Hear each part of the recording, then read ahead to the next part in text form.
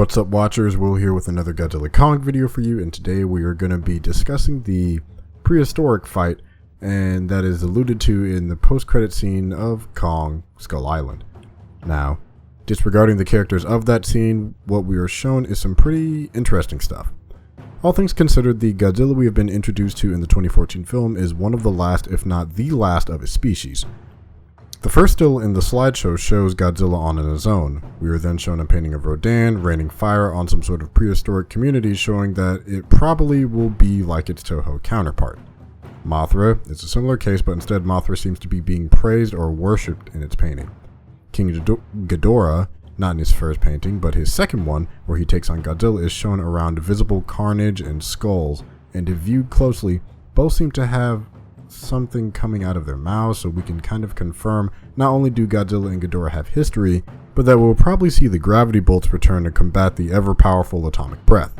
Something of note across the board on these is actually the specific color choices. They seem negligible, but hear me out, they may have something. Now, in Godzilla's first painting and in Mothra's painting, they are both shown in white, kind of grayish colors. This could mean that when Godzilla is left alone, he is no real bother, and that Mothra is more than likely inherently good, kind of like her original Toho counterpart, signified by her worshippers, and that she may have the summoners to some capacity. The contrast to this are both Ghidorah and Rodan, who are both portrayed in black. Rodan showed causing destruction via flaming breath, and Ghidorah being his natural three-headed destructive self as well. Now, what makes this interesting is in the final painting of Godzilla and King Ghidorah fighting, he's black as well, showing that when Godzilla and Ghidorah meet, it's a fight on sight, that Godzilla loses his neutral demeanor and becomes just as destructive as Ghidorah. There are theories that this could be a separate Godzilla, and maybe that is why the colors are painted different, and that Godzilla's death may be the reason they fight in King of the Monsters, but I don't think that's the case, but I could be wrong. Now, we know this fight must have taken place at probably some northernmost part of Pangaea, or that the fight traveled, as the teaser video released by Legendary regarding Monster Zero discusses him being found in an Antarctic ice sheet.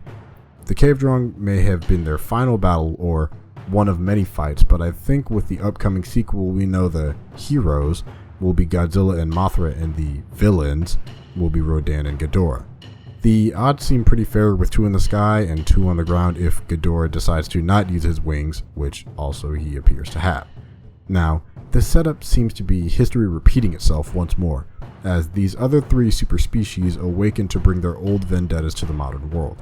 Clues have been laid out to where the monster will rise from the volcano of Isla Demona, and a Chinese temple known as the Temple of the Moth. So it seems that all over the world the monsters will rise to converge and fight again with humanity as the audience. But that's just my take on it. What do you think? How do you think the prehistoric fight went down, and who was the victor? My money is on Godzilla here.